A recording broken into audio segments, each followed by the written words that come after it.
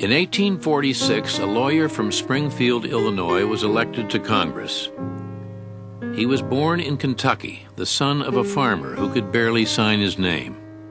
He became a legislator at 24, a prosperous attorney, and after a turbulent courtship, the husband of Miss Mary Todd, the daughter of a slave-holding Kentucky banker. For Abraham Lincoln, the Declaration of Independence was to be taken literally. All men had the right to rise as far as talent would take them, just as he had. He detested slavery, but he called for its restriction, not immediate abolition. By mid-century, the country was deeply divided. Southerners feared the North might forbid slavery. Northerners feared slavery might move west. As each new state was added to the Union, it threatened to upset the delicate equilibrium of power. There are grave doubts at the hugeness of the land, and whether one government can comprehend the whole. Henry Adams.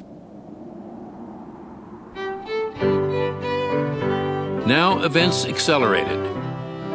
In 1852, Harriet Beecher Stowe published Uncle Tom's Cabin. Its portrayal of slavery's cruelty moved readers as nothing else had. Queen Victoria wept over it, and within a year, more than 1.5 million copies were in print worldwide. In 1854, Congress allowed settlers in the Kansas and Nebraska territories to decide for themselves whether or not to permit slavery. Kansas exploded. 5,000 pro-slavery men invaded the territory. In the next 3 months, 200 men died in bleeding Kansas. The killing would not stop for 10 years.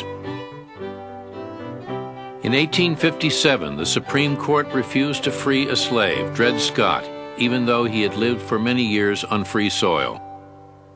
Chief Justice Roger B. Taney said a black man had no rights a white man was bound to respect. As a nation, we began by declaring that all men are created equal. We now practically read it, all men are created equal except Negroes. Soon, it will read all men are created equal except Negroes and foreigners and Catholics.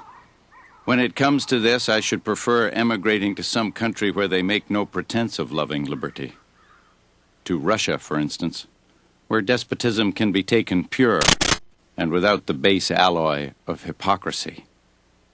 Abraham Lincoln. Violence reached the floor of the United States Senate, where Congressman Preston Brooks of South Carolina savagely beat abolitionist Senator Charles Sumner with his cane. Southern sympathizers sent Brooks new canes. Members began carrying knives and pistols into the chamber. Meanwhile, the nation's chief executive, James Buchanan, did nothing. A house divided against itself cannot stand. I believe this government cannot endure, permanently half slave and half free. I do not expect the Union to be dissolved. I do not expect the house to fall. But I do expect it will cease to be divided. It will become all one thing, or all the other.